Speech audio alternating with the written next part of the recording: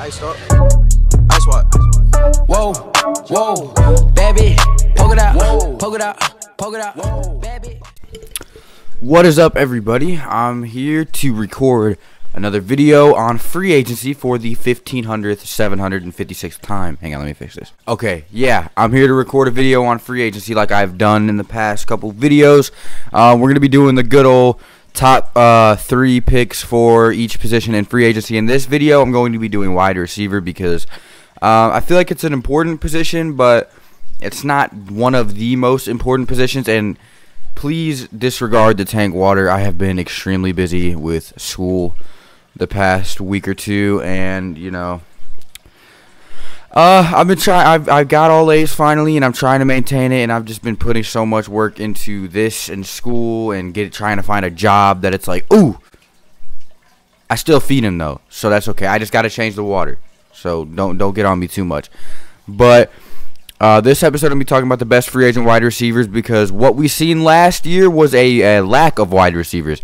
Meredith, Bryant, Ted Ginn was out. Meredith went down, Bryant went down. Ted Ginn had an injured part of the season, so we were pretty lacking a lot of the season. Drew Brees had to throw a couple touchdowns to a bunch of unsigned or undrafted guys. It was bad. Okay, the wide receiver core last year was bad. Traquan Smith was okay, but he wasn't a game changer. Keith Kirkwood had a couple plays, but I mean, other than that, it was a mess. So today I'm going to be talking about some of the possibilities we have at signing wide receivers for this next season. And my number one on the list starts out with the boy Golden Tate. Golden Tate is an older wide receiver. He's 30 years old and spent time with the Lions and the Philadelphia Eagles. He's never been one of those speedster guys, but he's always been a reliable target and someone that can make catches and big plays. Golden Tate is an impressive wide receiver for his age. I'm not gonna lie. He had a pretty good season in Philadelphia last year, and in the years prior had, you know, good years in Detroit. With that being said, I'm going to read off, you know, his stat lines for you. In 2016, he had 1,000 yards and 4 touchdowns. 2017, he had 1,000 yards and 5 touchdowns.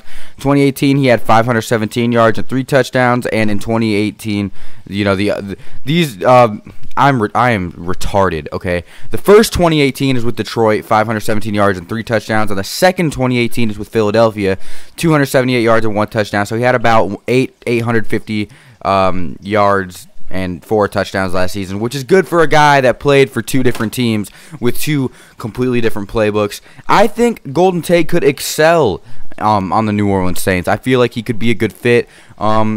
Remember this: we still have the option to re-sign Cameron Meredith or Des Bryant, so keep a lookout for that. But if we're going to go and get a veteran wide receiver, I think Golden Tate would be the guy for that job, because he's nice. He's a nice player. I'm pretty sure we could sign him for not dirt cheap, but a decent amount of money. I feel like we could sign him for a decent amount of money, because nobody's going to go out and drop 50 mil on Golden Tate. We could sign him for a couple $1 million. He already said he would like to play with Brady, so if that takes place, that takes place. If not, we can make a run at him. Why not? If we're going to go for receivers, I feel like one of the best would be Golden Tate. Number 2, Cole Beasley of the Dallas Cowboys. Now, while he hasn't been explosive or you know, even a star level wide receiver in Dallas for the last 7 years, he has been reliable. He has not put up huge numbers and huge stats, but he's been a reliable wide receiver. He's literally exactly what you want in a slot receiver. He's quick, shifty, all the things you'd want in a slot receiver. That's Cole Beasley. While he's not a big yards guy, he's good at scoring. He's good at red zone offense. He's a reliable guy you can just chuck the ball to and expect him to make the play on it. I really like Cole Beasley. While there aren't a lot of things you can like about Dallas, Cole Beasley is one of them. So let's just read his stats real quick. All right, Cole Beasley. 2015 had 536 yards and 5 touchdowns. 2016 had 833 yards and 5 touchdowns. 2017 had 314 yards and 4 touchdowns. And 2018 had 672 yards and 3 touchdowns. Now, before you hound him for his numbers, Dak Prescott's his quarterback. So, with that being said, he can be a lot more productive than he's been, which is why he wants a change of scenery. He knows he can do better than what he did in Dallas. He just has had end of his career Tony Romo and Dak Prescott as his quarterbacks. You can't really get on him too much. He's a reliable guy. I'm pretty sure he could put up bigger and better numbers with Drew Brees, especially a part of a prolific offense such as ours. I don't know, man. I think Cole Beasley would enjoy coming to New Orleans, and I think he'd be a great fit. A lot of you guys have been suggesting Cole Beasley, and a lot of you guys that have been requesting a wide receiver video. Cole Beasley's name has been brought up a lot. That's because he is one of the bigger names in the wide receiver free agent market, because there aren't many big wide receiver free agents this year. He's one of the bigger names, which is surprising because he's a small name guy. Been in Dallas for 7 years, never had any really crazy numbers, but he has been reliable. He's quick, he's shifty, he's a perfect slot receiver material, and with extremely aging old Ted Ginn Jr. on our team, who still is reliable and has speed, Cole Beasley could add depth to our very thin wide receiver core with, judging by those stats, not a huge price. He's going to have to prove that he can put up big numbers before he gets paid big. So he can come to New Orleans on a prove-it deal, 1 year, like $2-3 million, if that. Go ahead and show out and see if he can get himself some big bucks. I would really enjoy the move. I think it would be an amazing move, but we just really got to see what happens. But yeah, Cole Beasley, I would like for him to come. My third player on this list is probably going to be a little unexpected for some of y'all, and that is going to be Randall Cobb. Randall Cobb from the Green Bay Packers. Some people are just going to go ahead and assume that Randall Cobb's best playing days are behind him, but I feel like that's far from the truth. After having a strong season opener, he was played with injuries and staying on the field basically the entire season. I feel like Green Bay is just ready to move on and give someone younger an opportunity to, to take that position, which is kind of sad because Randall Cobb has given it his all to Green Bay and has proven himself in past years to be an amazing wide receiver.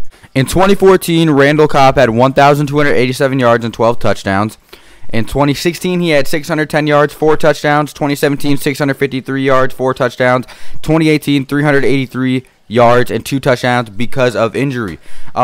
Keep in mind, the past couple of years, along with Randall Cobb, Aaron Rodgers has been in and out of the field, in and out of playing time, in and out of injury. So you can't really sit here. I don't want to be making up excuses for these receivers, but I just want to say that they have a very big chance to succeed in New Orleans with the supporting cast we have, with the offensive line, the other wide receivers, the quarterback, everything that we have pushed in together. These receivers that had decent numbers in other places could have either good numbers, amazing numbers, decent numbers, but they can make an impact on the team regardless because of all of the injuries and all of the things we faced over the past year with our receiving core. These players can legitimately help us. They can put depth into our team, which we are so very lacking, especially on the wide receiver position. Randall Cobb would be an amazing player to look into. While he's had a couple down seasons because of the absence of Aaron Rodgers, the pain that he's been facing with the injuries, staying on the field has been a struggle for him, and it is shown in his stat lines. But that is no reason to brush him off and assume that it's the end of his career, because I just don't think it is. I really don't. He's only 28 years old. I don't think that he's just going to fizzle out like that. I feel like if he came and got another chance at a place like New Orleans, he could blossom. He can succeed. So we'll just have to see. I think that we can give Randall Cobb a chance, and it could be good. It could be a good signing. Now, I do want to go out and throw out the fact that we can and very much have the possibility of re-signing Dez Bryant and also looking at Cameron Meredith to see what we want to do in those two situations. So if we do bring back one or maybe even both of those guys on very low contracts because they have not proven anything to us, if we do bring those guys back, we might not even be looking at any type of wide receivers in free agency anyway. So yeah, we'll just have to see what goes down. If we do re-sign or don't re-sign Dez Bryant or Cameron Meredith, we'll see what goes on with the free agent market if the Saints decide to contact and test any wide receivers that they, feel like contacting and testing. With that being said, I did want to throw in a couple of honorable mentions. One of them would be Kelvin Benjamin. Kelvin Benjamin, the ex-Buffalo Bill and ex-Panther, has been shown as an extremely lazy, kind of bad wide receiver. I don't know how I don't know. He got really fat. That's the main issue with him. He got really fat. Like, he was walking around with a bubble gut, like 30 pounds overweight from what he was supposed to be. He's not. He is one of those big guys that can jump up and get the ball. The thing with Kelvin Benjamin, though, it's not even about his work ethic or weight that is getting me like, meh, I don't want him. It's the fact that I don't want us to have two jump ball dominant guys on the field unless the other guy is Des Bryant.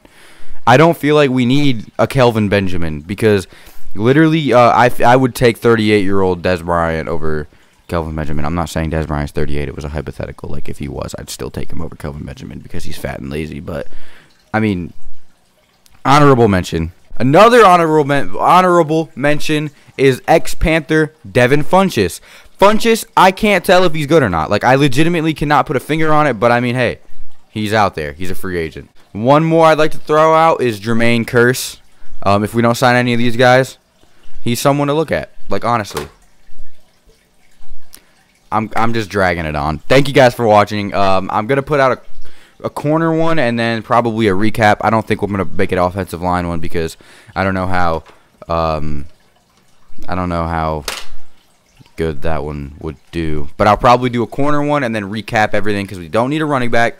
Don't need. Oh, I did safeties, did linebackers, did defensive tackles. We don't need defensive ends, and we don't need offensive line. So we're basically finished up here after one more episode. Then we'll move into mixes once all that stuff drops. So thank you guys for watching. I really appreciate it. Yeah, and I'll see you in the next one. Adios.